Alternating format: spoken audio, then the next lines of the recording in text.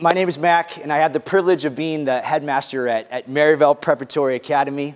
That was a cue. No, okay, we got snaps? Okay, all right.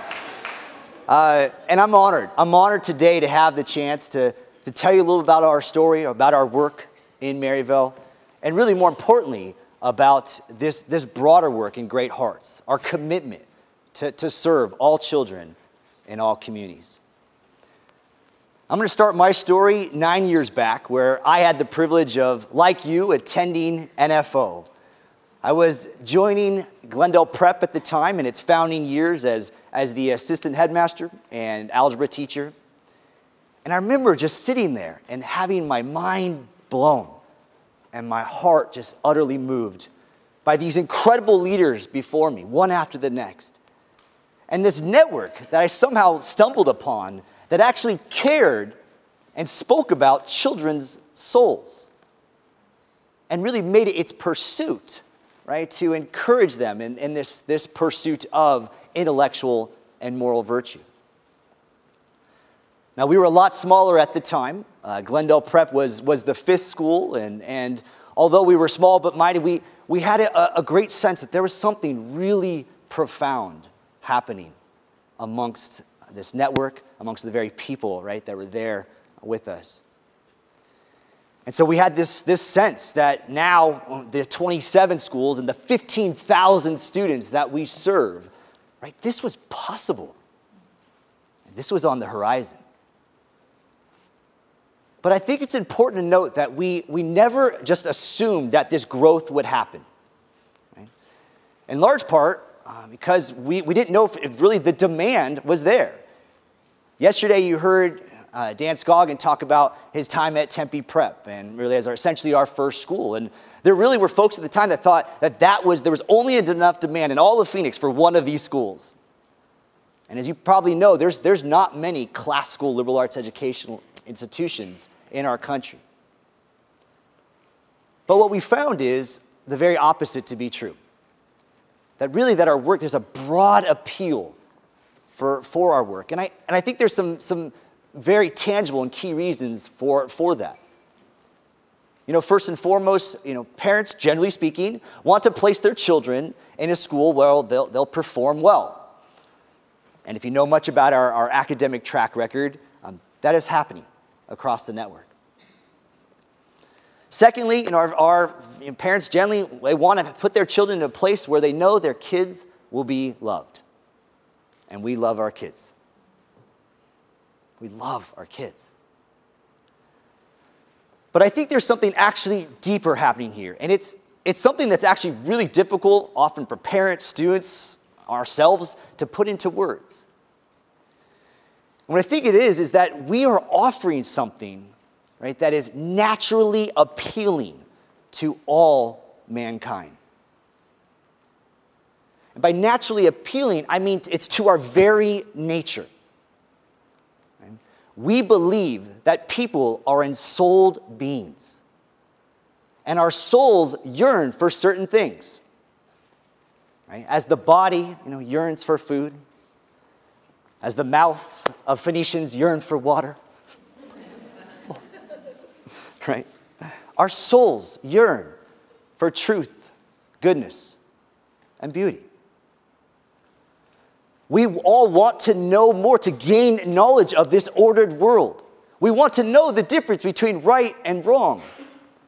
And we want to experience those very things that create great awe and wonder within us. And it's for this reason that we have sought to grow this network and this work. Right? This natural appealing to our very souls that produces a human fulfillment and a human flourishing. This is why we want to take Great Hearts to all communities. Now, over the years, we have used various tools, right, to be strategic in this growth. And I remember when I was finishing my time at Glendale Prep, we had one of these tools. It was a parent kind of interest map. And I don't have it here. Sorry, I wish I could just pull it from the table, but you have to go with me on this mental image. But it was essentially a map of Phoenix, and it was color-coded. And the way it works is on one end of the spectrum, it was green. And green indicated that there was little to no interest, right, in us, and from the family, from that community, bringing the school to that area. And we knew this from, inquiries and distribution lists and attendance at events. So you had that side of it. On the other end of the spectrum, you had red. And red indicated a high level of interest. So when you looked at the map and you looked primarily in communities like in Scottsdale or Chandler or a lot of the East Valley, it was just really, in bold and like deeply red. And it just screamed off the page like, open schools here, now, please, right? And then when you look on the other side of the map, you have a community that's known as Maryvale. Now, whether you're new to Phoenix or Arizona overall or even been a local here, you may or may not know much about Maryvale. Maryvale is a small neighborhood. It's part of Phoenix proper in the city of, just 10 miles west of here. It was actually developed by one of the first developers in all of Phoenix. It was the first planned community brought out by John F. Long, and he named it because he was giving it to essentially his wife, Mary. There's a little side of me that wants to have been at that dinner table conversation where he told her about this, right? I can only imagine it, and he's just, Mary, it's John, you know me, I'm your husband. I don't know why I'm talking like that, but maybe John sounded like that. You know I love you. And I know you love that necklace I got you last year. But this year I got you a city! Yeah! Yeah.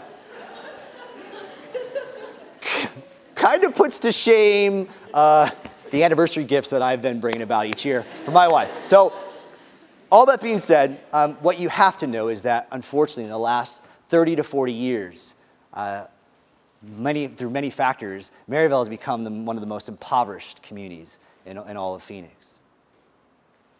And so when you come back to that map, right, you could probably guess the color that was around. That's going to be associated and correlated with that. For miles on end, it was green around Maryvale. No interest, no to little interest for Great Hearts, at least from this metric, but we knew better, right? And what we knew is that from a business standpoint, it made no sense, right, to go to Maryvale. But from a moral standpoint, it was imperative that we did. Right, because we believe, along with Dr. Mortimer Adler, when he says that the best education for the best is the best education for all. Right? And in the same breath, we humbly acknowledge that we and our network are far from perfection. But we believe that what we are pursuing is of great value. It is worthy to pass along to future generations in all communities. So what do? We ignored the heat map. We did. That's nice. And we decided that, and we knew because we had this thought that really at the end of the day, demand does not compel our hearts and our steps. Children do. And there are children there in Maryvale and other parts where we needed to bring this. And so with 13 emboldened teachers 6 years ago, one office manager, one crazy headmaster, tons of people out here, even in this room from Great Hearts, the broader community, we just went in, we started knocking on doors in the neighborhoods where we are going to serve. We started just telling the story. Telling about Great Hearts, its mission, right? The core purpose, about this educational model, what it would be like, and what it would provide for their children and for them. We told them about this audacious work, essentially, that we were doing, that we were taking this education that for the longest time had been hidden behind, right, the gates of private elite schools. And we were making it public. We were making it free. And not only that, we were not just putting it in these red zones, right, where we knew that we would fill the seats right away and saying, hey, come on over, families from Maryvale to the other side of town. No, we looked at them on those Saturday mornings as they were waking up, and we told them, right, we're here at your doorsteps because we believe this education is for all. And we don't want your kids to miss out. So after months of canvassing, knocking on doors, handing out flyers at shopping centers, getting thrown out of shopping centers, that did happen. Sorry, it's my boss here. Okay. Speaking at churches, community centers, dancing at Zumba classes. Oh, yes, I did. Poorly, but I did. After all of that, on August 8th, 2012, we opened our doors to 137 of the most beautiful kindergarten, third grade scholars you've ever seen. And, all right, thank you.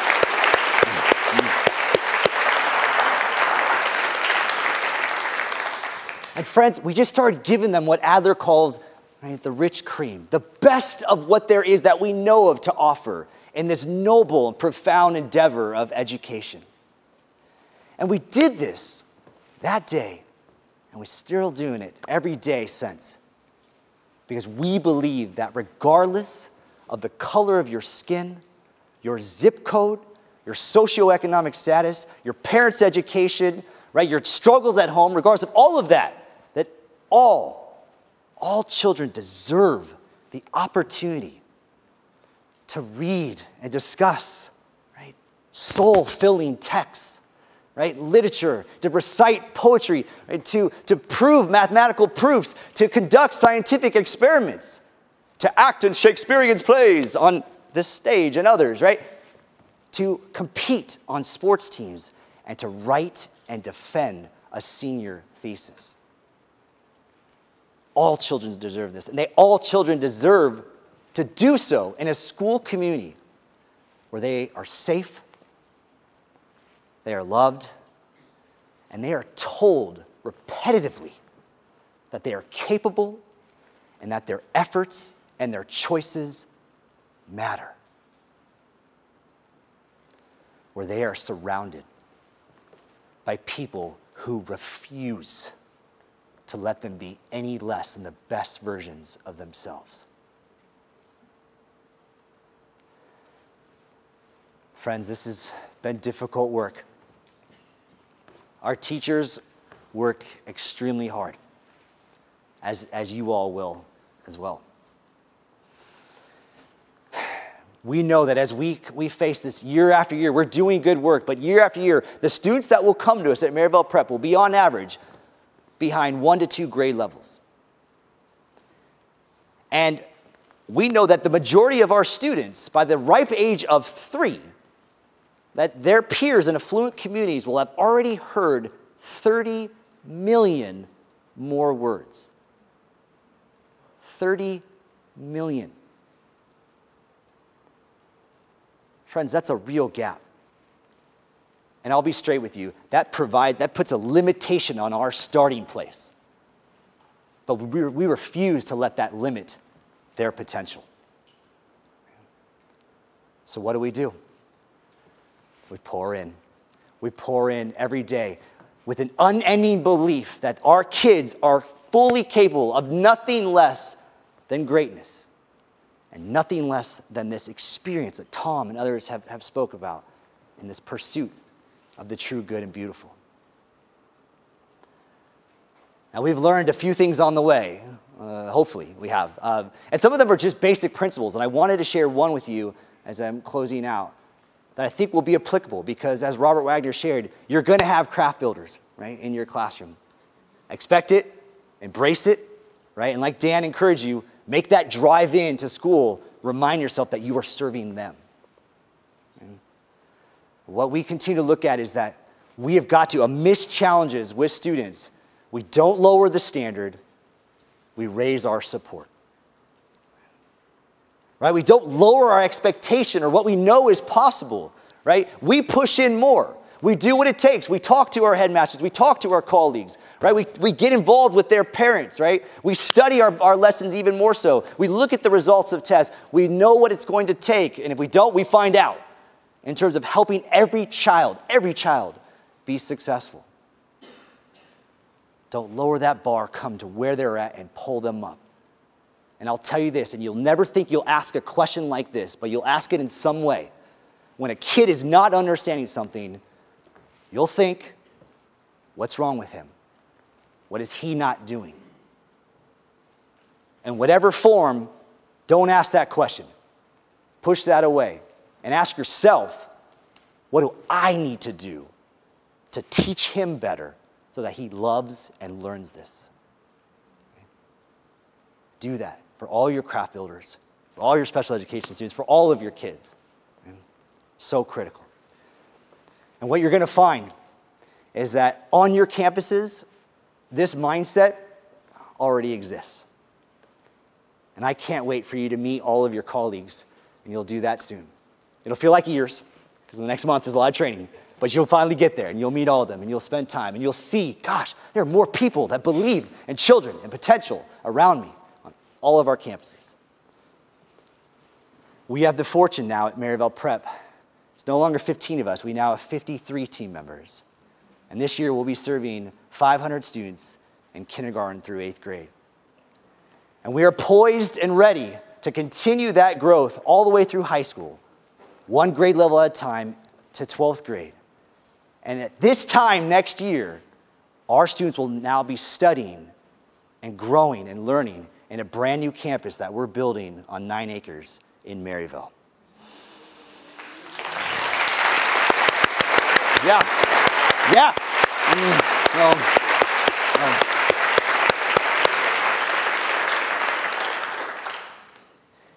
And on one beautiful day in May of 2022, we will graduate our first class. You know what? You all will be invited. I don't have the invitations yet. Be too many. But you're invited. Because in joining this family of great hearts, you are now part of their stories. See, you're in a place, you're in an organization, you are home, right? You're here where we believe in these children and we share in their experiences. Not only will you read the same texts and experience the same music and arts and languages, but you will have pursued the same things: truth, goodness, and beauty for all children in all communities. Thank you.